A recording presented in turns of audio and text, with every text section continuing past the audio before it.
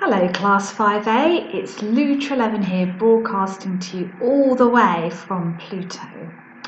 Well, actually I'm not really on Pluto, but all the way from England, so it's lovely to see you. I'm sorry I can't Skype with you live because I've got lots of school visits coming up to celebrate World Book Day, but I'm really pleased to be able to make this video for you so that you can watch it, and I've got all your questions here that you've written, so I'm going to try and answer them all as best I can. So I hear that you've been reading homework on Pluto, which is very exciting, so I'm glad you've been enjoying it, and I'm looking forward to seeing what you're going to ask me about it. But first of all, to answer your questions, I feel I should put on my alien hat. There we go. Do you like all the eyes? Now I feel I can answer some alien questions. So let's see, what's the first one? Why did you choose Pluto as a setting? Well, I really like writing about space because in space anything can happen. So I really like the planet Pluto because it's part of our solar system, but recently they decided it wasn't really an official planet. So I felt a bit sorry for poor old Pluto, and it's stuck right out there on the edge, a long, long way from the sun, and it's very cold and remote and small. But recently a spacecraft flew past there, and they actually discovered that there's a lot more going on Pluto than we thought. There's volcanoes and lots of active stuff, so Pluto's quite a mysterious, interesting place, and I thought it would be great if there were some people that lived on Earth and got a bit fed up of Earth and wanted to go somewhere far away, but somewhere that was still in the solar system, and Pluto could be the ideal place to set up a new area to live. And that meant that I could do anything on Pluto and make it completely my own, which was a lot of fun. That was a long answer, wasn't it? They won't all be this long.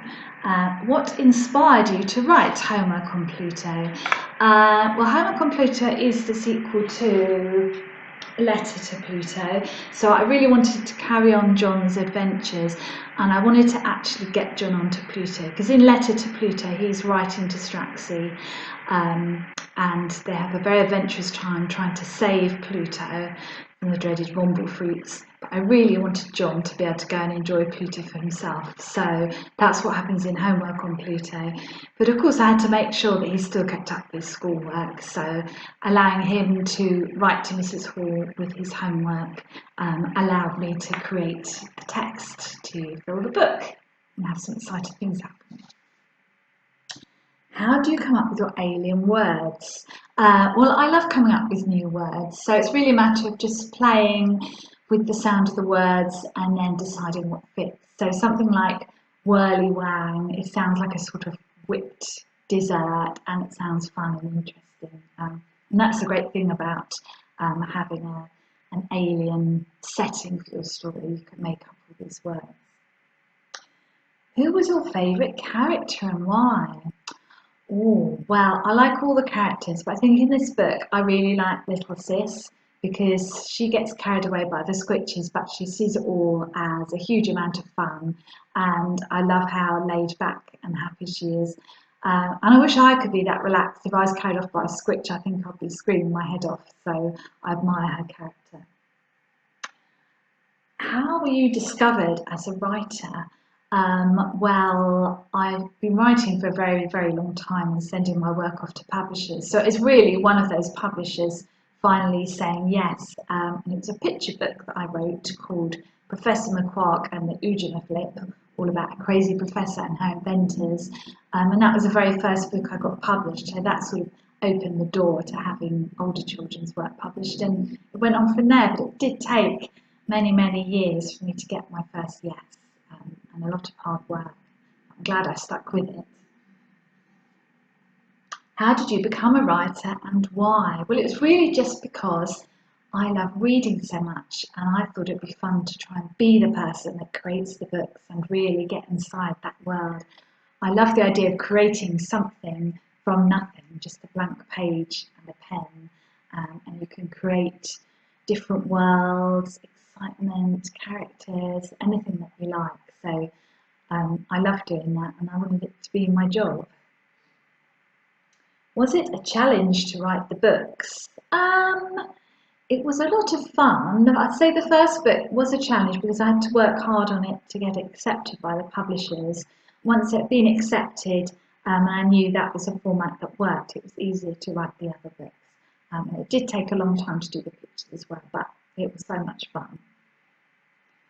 Do you also have a brother like Big Bruv? Well, I don't actually, I just have a big sister, but I do have an older son and a daughter. My son used to chase my daughter around all the time, so that's what made me think of Big Bruv always chasing John around and being a little bit scary. How did you get the idea of homework? Well, it was really a useful device so that John could continue corresponding to Earth, because now he's staying with Straxy, they don't have to write to each other as much, or really at all. So I still needed to get him to be able to write to us so we could have our story in the letters. So I came up with the idea of him having to do homework, and that carried on his correspondence with Mrs. Horton. What are your tips for becoming an author? Well, I hear there are a lot of budding authors in Class 5A, so my main tip is to read as much as you can. Reading is like the fuel that goes in, and then writing is the power that comes out. So read as much as you can, and really write the sort of things that you love to write, and have fun with your writing. So write plays and put them on with your friends, write and draw comics and share them. And really enjoy your writing. The more you enjoy it, the more you want to do it. The more you want to do it, the more practice you get, and the better you'll become. So that's my top tip. How did you manage to write and illustrate the book?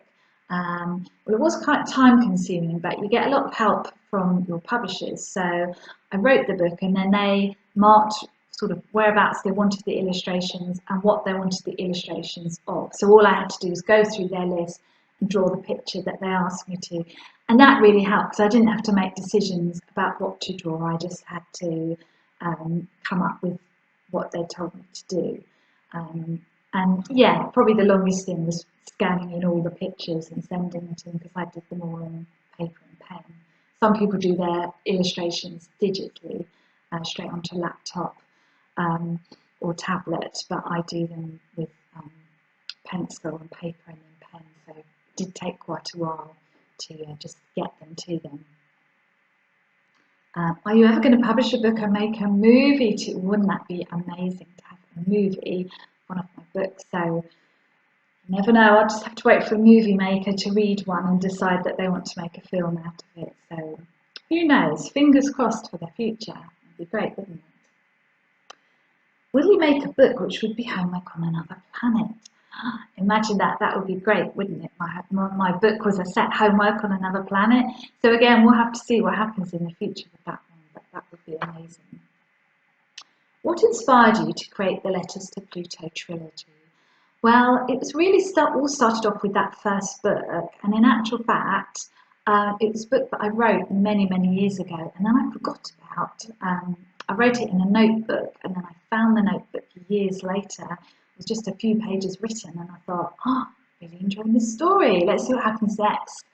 Turn the page, and nothing, because I'd given up. So I had to finish writing the story to find out what happened. So it's a bit of a sort of mysterious beginning. I didn't really remember writing much of it.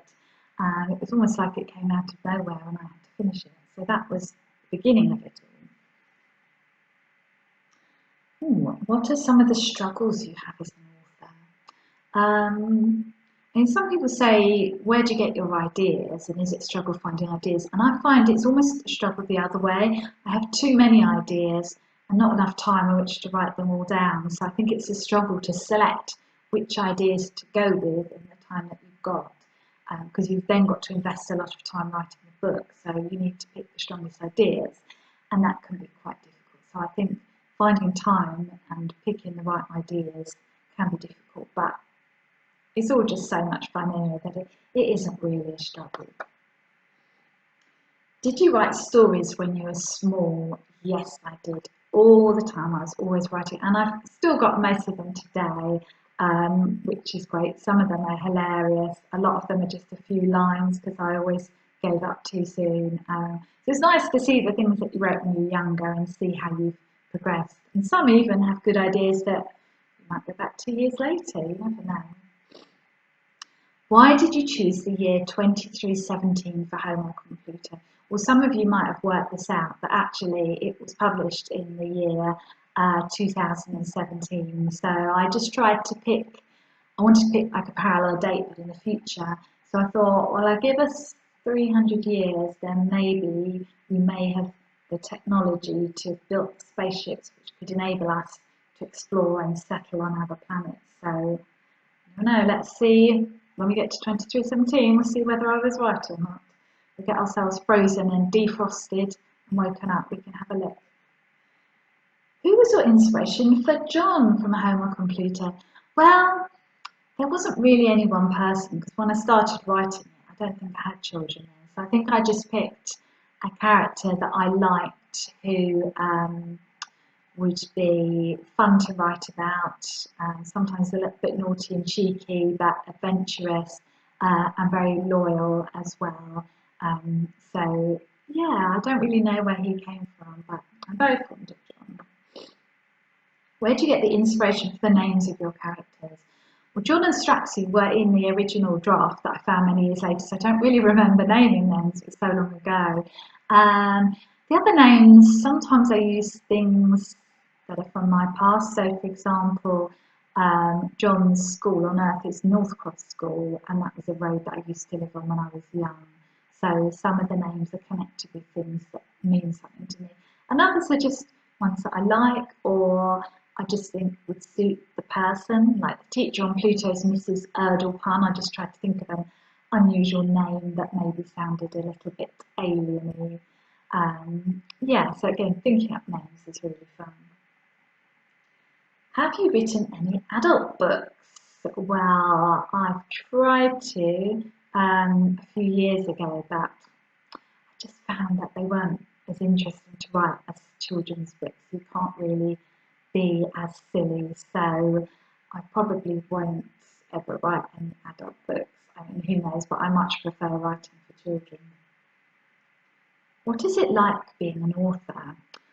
Well, being an author is quite strange. So half the time you're on your own, very quiet, typing away at a laptop or scribbling away in a book, thinking of ideas. And then other times you might be going around schools and recording videos and doing library visits, bookshops, things like that. And you're out meeting lots of people. So it's a life of contrast, really. But you need to be happy to spend time on your own, lost in your own world, because that's what most of the time is spent doing. There also seems to be a lot of admin and emails and things like that which take up a lot of time and mean you get less time to write. And that's all part of it as well. How big was the biggest squitch? Oh, well, I mean, squitches are pretty big. They do have 6-foot long tail feathers. So I reckon at least 10 foot high. So you're talking like a couple of dads high, I would say.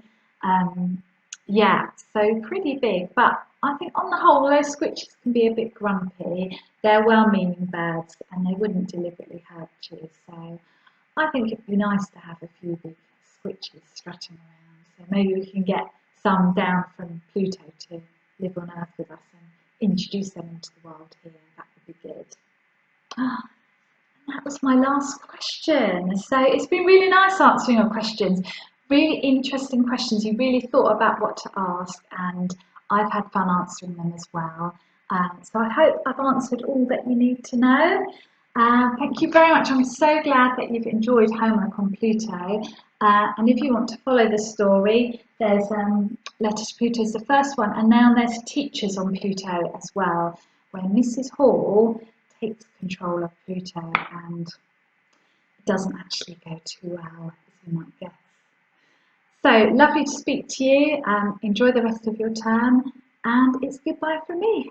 Goodbye.